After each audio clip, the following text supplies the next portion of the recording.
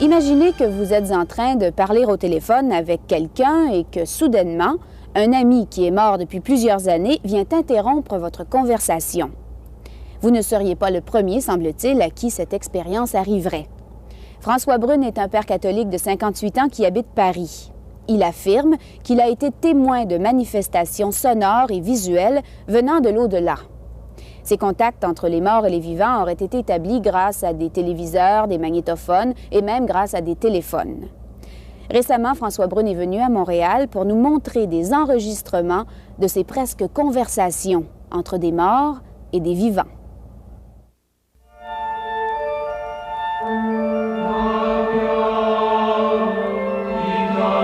Communiquer avec les morts, c'est ce que tente de faire l'homme depuis toujours.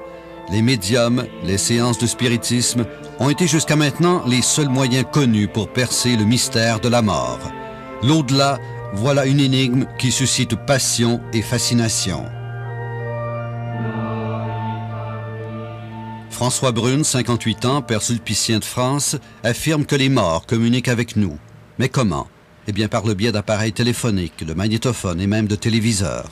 François Brune, prêtre catholique depuis 30 ans, croit fermement que les morts parlent parce qu'il était présent lorsque des voix de l'au-delà ont été enregistrées. Ce soir, vous entendrez des enregistrements de voix de personnes décédées. Et pour la première fois à la télévision nord-américaine, vous verrez des images de l'au-delà.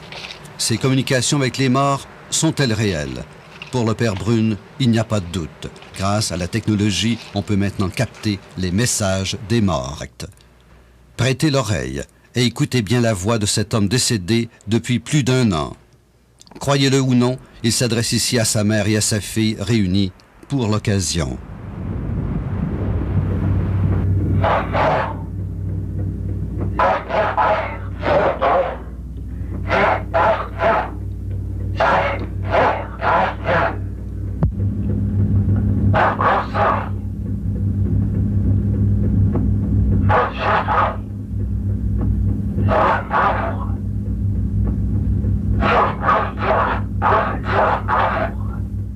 Il semble bien que les trépassés en réalité utilisent les longueurs d'onde qu'on leur fournit comme une sorte de matière première pour former leur propre voix.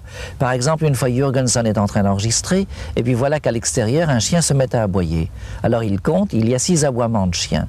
Et puis quand il réécoute la bande, il n'y en a plus que 2, mais à la place des 4 autres, il y a une voix de l'au-delà. En 1963, ce Fredrik Jurgensen, un Suédois, est le premier à prétendre communiquer avec les morts grâce à un magnétophone. 2 ans plus tard, en 1965, un Soviétique, Konstantin Raudive, annonce à son tour avoir enregistré des voix de l'au-delà.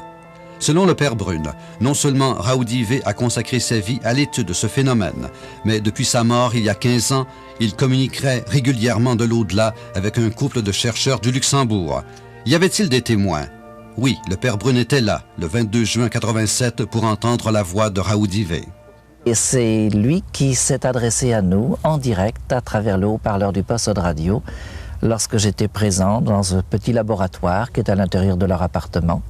Nous étions 4 dans la pièce, ce couple d'amis, un autre ami à eux, ingénieur, et puis moi-même. Et voilà que le texte est arrivé de façon parfaitement audible.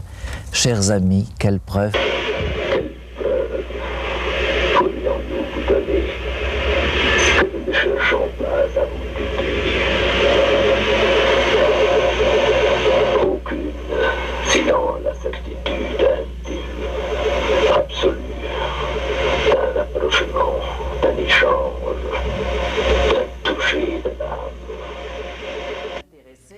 François Brune a d'ailleurs écrit un livre sur le sujet « Les morts nous parlent ». Vous êtes peut-être sceptique, mais lui est convaincu. Notre père catholique donne des conférences à travers le monde, voix et images à l'appui. Le 14 octobre dernier, il fait une conférence à Montréal. À cette occasion, le père Brune explique à son auditoire qu'il a même reçu à Luxembourg des communications avec ce que vous pourriez appeler un ange gardien. Par la transcommunication, nous ne recevons pas des messages seulement de trépassés. Il arrive que nous ayons aussi des messages d'êtres plus mystérieux pour nous. Notamment à Luxembourg, il y a le technicien qui se fait appeler ainsi sans donner son nom. Il dit « Je suis un peu comme un archiviste, comme un bibliothécaire, comme un technicien pour la Terre. » Ou alors une autre fois, il a dit « Je suis comme l'ange », il n'a pas prononcé le mot, qui accompagne les petits-enfants lorsqu'ils traversent un pont pour les protéger. Appelez-moi le technicien. Et voici une partie du message qu'a livré au terrien ce fameux technicien. Les corps célestes différents de celui des corps terrestres. Il y a aussi des corps célestes et des corps terrestres. Mais l'éclat des corps célestes est différent de celui des corps terrestres. Outre l'éclat du soleil, outre l'éclat de la lune, outre l'éclat des étoiles. Et même l'étoile diffère en éclat d'une autre étoile. Il en est ainsi la résurrection des morts. On a aussi depuis déjà assez longtemps des communications de trépassés sur téléphone. Au début, c'était quelquefois au cours d'une conversation téléphonique déjà engagée, mais il y a un certain nombre de cas où ce sont eux qui font résonner la sonnerie du téléphone. Louis Bélanger est un parapsychologue québécois de renommée internationale. Il voulait à tout prix assister à cette conférence. Ce sujet le passionne. Au début des années 70, il se rend à Fribourg en Allemagne pour participer à des sessions d'enregistrement de Frédéric Jurgensen, le pionnier de la transcommunication, c'est-à-dire de la communication avec l'au-delà. Nous avons obtenu des phénomènes, des voix, pas les longues phrases, un mot, une partie de mots, qu'on pouvait entendre à la reproduction et qui, d'après nous, étaient produites paranormalement. Le Père Brune nous présente ici des images exclusives, des images qui, d'après lui, proviennent de l'au-delà. Il s'agirait là de personnes décédées et de paysages, tantôt fixes, tantôt animés. Ce qui est important, en effet, de savoir, c'est que dans les premiers plans, dans l'au-delà, on retrouve un monde qui est tout à fait le prolongement de celui-ci, très semblable encore, un peu amélioré déjà. Ils ont encore un corps glorieux, un corps spirituel, peu importe le terme que vous voudrez, et ils sont entourés chaque fois, à chaque instant, d'un monde qui, pour leur corps, est aussi consistant, résistant que ce monde-ci par rapport à notre corps. Il y a chaque fois harmonie entre les deux. Les images que vous venez de voir et les messages que vous venez d'entendre, eh bien, le parapsychologue Louis Bélanger les a étudiés. Selon lui, ces communications sont plutôt surprenantes. Bien, il y avait dans le matériel des images. Celles-là, je ne les avais pas connues lors de mes recherches en Europe. Et puis, du son, des dialogues très longs, des paragraphes entiers.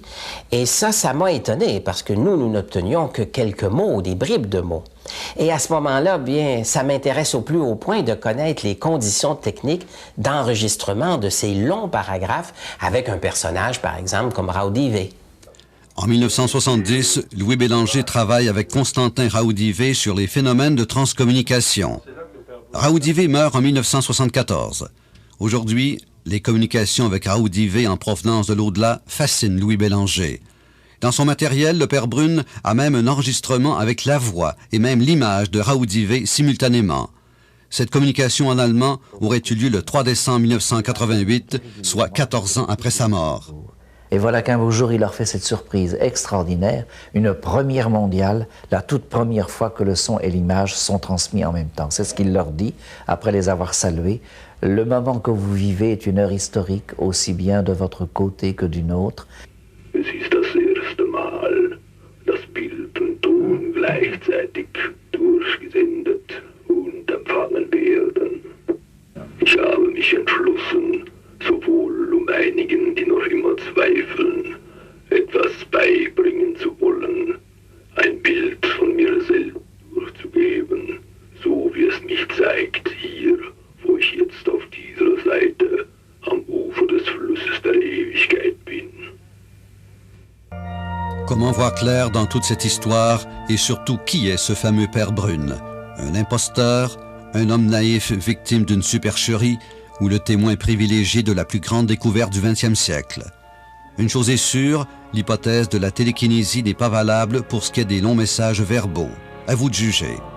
Et pour l'instant, François Brune continue à répandre la bonne nouvelle à travers le monde. Selon lui, nous aurons d'ici quelques années des dialogues fréquents avec l'au-delà.